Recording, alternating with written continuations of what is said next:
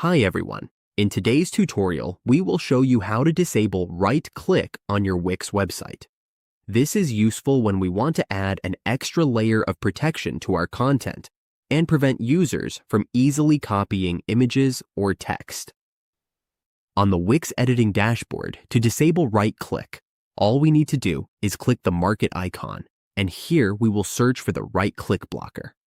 We will select the right-click blocker so we can disable right-click for our visitors, making it harder for them to copy anything.